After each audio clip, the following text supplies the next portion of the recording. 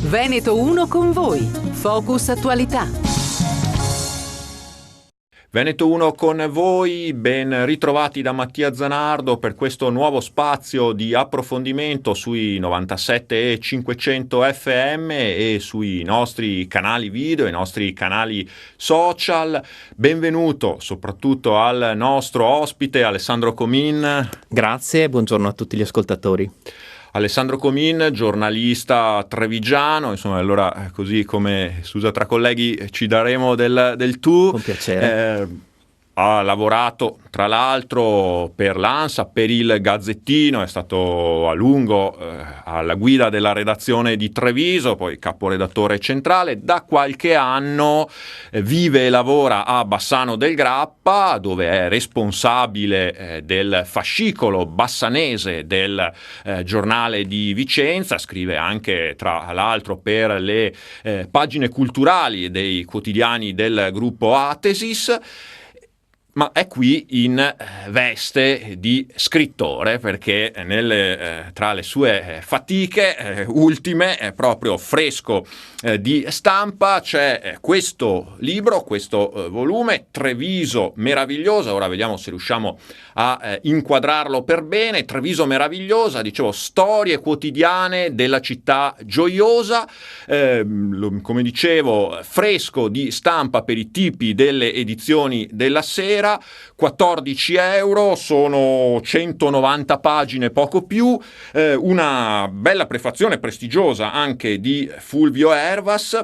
E allora io ad Alessandro Comin giro subito questa domanda, tra virgolette un po' provocazione, ma a Treviso è una città meravigliosa?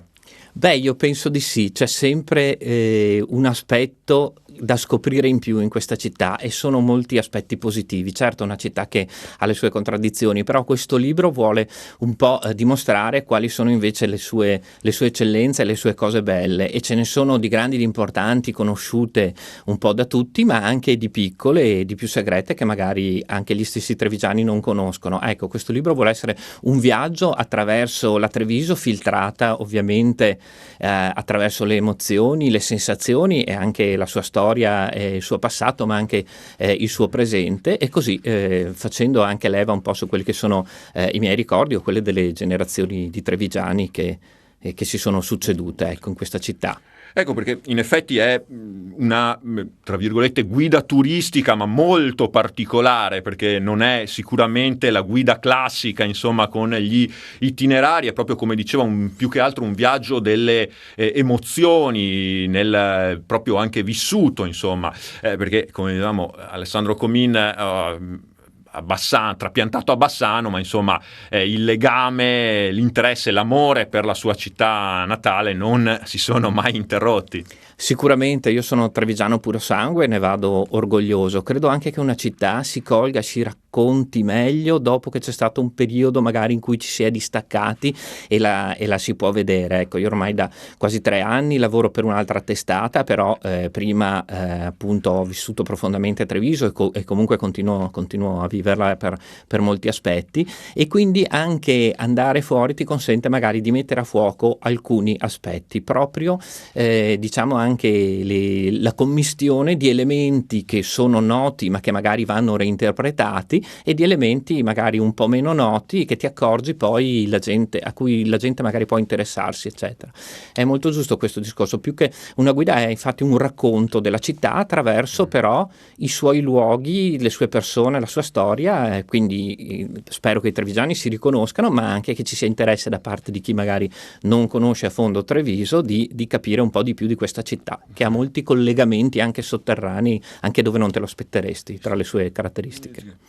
Infatti ci sono chiaramente alcuni dei monumenti e degli scorci tipici, però ci sono anche i personaggi, c'è lo sport, c'è l'economia, le ciacque in piazza, le osterie, no? Anche certi fenomeni, penso ad esempio insomma a qualche grande azienda, no? Un po'. Sì, è vero, c'è una complessità, un ragionamento complessivo su quello che è essere essere trevigiani. Io credo che Treviso sia una città, oltre che bella per le bellezze che ci sono e che vengono raccontate per quelle nascoste, anche molto operosa, impegnata in molti campi, e vedremo qui, e quindi dentro ci sono anche ovviamente i successi sportivi, alcuni personaggi importanti dello sport, alcuni fenomeni che sono diventati da qui dei fenomeni nazionali, penso ad esempio in economia ai Benetton eccetera, ma tutti appunto raccontati per sensazioni, per emozioni, attraverso un po' quello che anche hanno dato a Treviso e come Treviso si è sentita nei loro confronti. Per esempio mi viene proprio in mente nel campo sportivo certamente le grandi gesta del rugby eccetera che sono trattate, Nane Pinarello, Omo Bonnotenni che è stato il primo campione, secondo me un campione come potrebbero essere al giorno d'oggi, non so, un Cristiano Ronaldo, una Pellegrini, cioè un campione che ha trascinato un intero movimento, perché il motociclismo in quegli anni 40 era il motociclismo trainato da Omo Bonnotenni. E non dobbiamo dimenticare, visto che stiamo parlando di sport, che questa è anche un'emittente ad alto tasso sportivo, che ben prima dei fratelli Abagnale fu Treviso a vincere con i suoi canottieri la medaglia d'oro alle Olimpiadi, quel Messico 68 che si è meritato in pratica un capitolo dove appunto si collega l'essere canottieri, l'eccellenza sportiva al nostro Sile, che è naturalmente un fiume stupendo e di cui si tessono un po' le lodi, ma anche si suggeriscono alcuni aspetti nascosti. Inevitabile, insomma, infatti c'è un capitolo che si intitola Canotte, no? Appunto, esatto, come sì. Anche richiamando una notissima società. Esatto, diciamo che giochiamo perché un po' nei titoli, perché c'è Magliette, quindi parla appunto del fenomeno così dell'imprenditoria nel campo della moda, che qui è stato molto sviluppato, e poi Canotte perché subito c'è anche invece la dura fatica dei canottieri, che non dimentichiamo a Treviso hanno 3 società di eccellenza in un breve tratto del fiume Sile, quindi ecco un po' queste particolarità sono quelle che rendono Treviso meravigliosa, e la giusta mescolanza, diciamo, di capacità di eccellere in tutti i campi, dalle sue bellezze appunto al suo impegno sociale, lavorativo, sportivo. E certo, anche proprio i titoli dei vari capitoli in cui è articolato questa Treviso meravigliosa sono a loro volta anche un piccolo gioco di ironia, appunto diciamo Magliette, Canotte per chi suona il carillon, ma cosa restera, che non è un errore tipografico, esatto. Ma è appunto un gioco non di è un parole. refuso, ma naturalmente è quello che ha significato e verso che futuro sta andando la passeggiata tipica dei trevigiani lungo le rive del Sile. Sappiamo anche che adesso ci sono anche dei progetti così edilizi e così via, però naturalmente della restera si ricordano anche e soprattutto i punti più belli, ma anche le curiosità, come la famosa oca che c'era in un giardino, in un cortile, che veniva sempre a salutare i trevigiani, ormai da tempo passata a miglior vita, però era un'istituzione. Ecco, anche questi piccoli aneddoti possono contribuire a far capire come questa sia una città dove si sta tutto sommato bene. E infatti la collana dell'editore è quella delle città meravigliose, ha trattato diverse città, tra cui anche Venezia e Padova nel Veneto, e non poteva mancare, ha pensato, e quindi mi ha dato questo incarico, la Treviso meravigliosa, perché veramente è una fortuna vivere in questa città. Ecco, com'è nato questo progetto di questo libro, Alessandro? Sì, appunto, diciamo che questo giovane editore, che è Stefano Giovinazzo, proprietario di questa casa editrice romana che è Edizioni della Sera, ha pensato proprio a una collana di libri che parlassero di città piacevoli, raccontate però attraverso gli occhi e le emozioni e le sensazioni appunto di chi ci ha vissuto, ovviamente magari operatori dell'informazione o scrittori che quindi potevano anche dare dei suggerimenti. E quindi mi ha proposto di occuparmi di Treviso, perché ci conoscevamo, e devo dire che l'ho fatto con molto piacere, perché comunque l'amore per la mia città è una cosa che mi contraddistingue, ma che dovrebbe contraddistinguere tutti, anche perché Treviso, diciamo, ha tutto per farsi amare. E tra l'altro una bella storia anche quella proprio di questa Edizioni della Sera, insomma, di questo progetto, di questo giovane, come diceva, che a un certo punto ha deciso di lanciarsi, no, in un campo non semplice, soprattutto in questi ultimi anni, come quello dell'editoria. Infatti il suo entusiasmo, devo dire, è stato contagioso, perché si è messo appunto a sfornare grandi iniziative editoriali che stanno avendo anche un buon successo, e quindi il fatto che ci abbia creduto molto, ecco, di solito io non appartengo alla categoria dei giornalisti che si credono scrittori, però appunto mi ha saputo così invogliare, eccetera, e ha proposto questa formula così originale, interessante, che ecco, forse la testimonianza, quella che ho potuto dare della mia città, di cos'è, di cosa sta diventando, mi ha convinto a prendere in mano la penna, anche se ormai si scrive al computer, però ecco, le minute sono fatte tutte a penna, in omaggio alla mia vecchia professione di giornalista iniziata quando c'erano ancora le macchine da scrivere. Forse così, insomma, si riesce anche appunto a riflettere meglio sulla città, ma no, senza svelare troppo, sì. Insomma, poi e togliere anche, come dire, un po' il gusto della scoperta ai tanti che ci auguriamo e che invitiamo a acquistare, a leggere questo libro.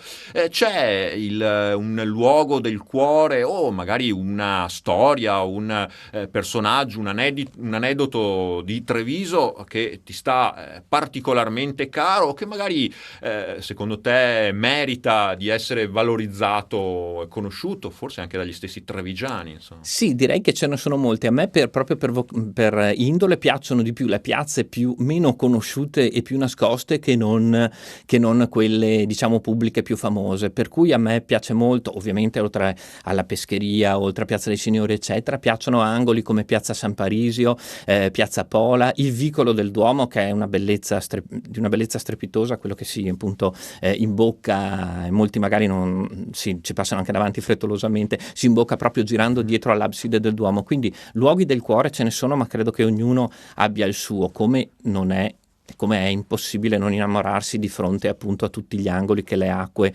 ci riservano qui a Treviso. Tra le curiosità, una collezione di carillon unica praticamente in Europa e al mondo, che Treviso possiede, ma che non è a Treviso, perché è Istrana Villa Lattes proprietà del comune di Istrana, ma appunto oggetti proprietà del comune di Treviso, lascito di un avvocato gaudente, che era appunto questo Bruno Lattes, di cui racconto anche alcuni aneddoti molto simpatici nel libro. Per esempio teneva un registro dei mariti cornuti vedendoli passare davanti mentre era seduto al caffè, quindi era un personaggio veramente burlone. Ecco, dicevo, c'è questa collezione di carillon di cui consiglio assolutamente la visita, perché è uno dei tanti patrimoni di Treviso che magari non tutti conoscono, anche se non dubito che la maggior parte dei miei concittadini ne sia al corrente. Noi forse un po' dubitiamo in realtà di soprattutto queste belle storie, appunto, insomma, questa Treviso da signori e signore in primis ancora ben prima del film, insomma. Sì, si parla in effetti anche di quello, perché già un sindaco storico come Gian Giacomo Felicent, appunto all'inizio del Novecento, tuonava contro la malvagia carica del pettegolezzo che riguardava i trevigiani. Però ecco, anche questo è trattato in questo libro in maniera bonaria, no? E a un certo punto scrivo che se la calunnia è un venticello, le nostre ciacole sono un soffione, perché è proprio sotto l'arco dei soffioni che si sublima quest'arte della chiacchiera. È un po', insomma, anche quell'aria buona. Il racconto parte proprio dai 4 elementi, insomma, acqua, aria, terra e fuoco, che caratterizzano un po' anche Treviso. Forse c'è anche quel vento è vero, sì. Mi è piaciuto partire perché sicuramente Treviso città d'acque, e il primo capitolo non poteva non essere dedicato all'acqua, che ha ispirato tra l'altro anche i poeti, che ci ha reso famosi fin dai primi versi dei poeti medievali, ancora prima di Dante. Ma poi i famosi 4 elementi, l'aria, la terra, il fuoco, oltre all'acqua, sono ugualmente importanti, perché l'aria di Treviso è stata anche questa decantata, ma è soprattutto un'aria con una luce e una luminosità particolare che ha ispirato pittori, e quindi ne parlo.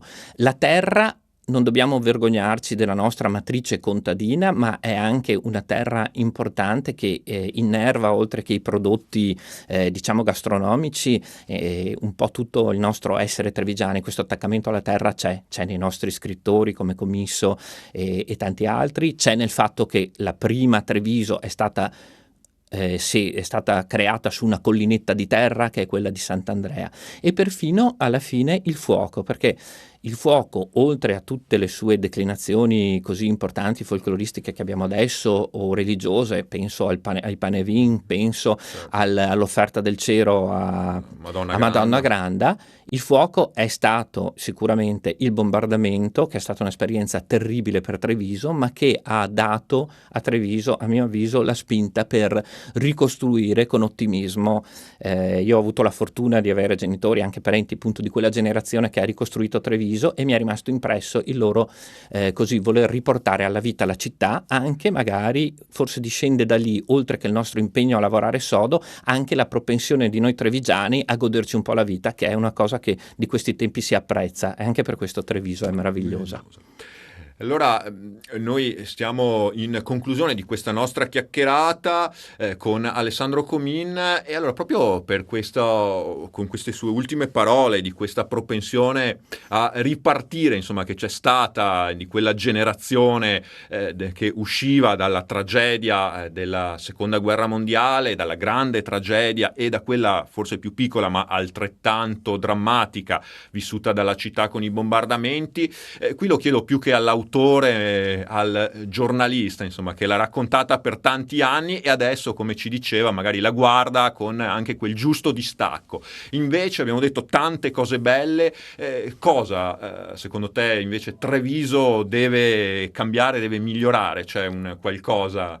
Beh, diciamo che è difficile, sicuramente io credo che non si faccia mai abbastanza, anche se questa è una città molto sociale, non si faccia mai abbastanza nel mondo dell'incontro, del dialogo, che porta anche cultura e attenzione agli appuntamenti culturali, eccetera. Vedo dei bei segnali di rinascita, ultimo per esempio anche il teatro. Ecco, io credo che l'essere trevigiani sia anche veramente trovarsi sempre in piazza, confrontarsi, parlare. In quest'epoca in cui magari ci chiudiamo un po' di più nei social, eccetera, eccetera, visto che noi abbiamo anche una bellissima tradizione di osterie, di locali e quant'altro, oltre che appunto una bellissima tradizione culturale, l'invito è proprio a riempirla di gente, questa Treviso meravigliosa, a riempirla di gente che si parla direttamente, come era un tempo anche...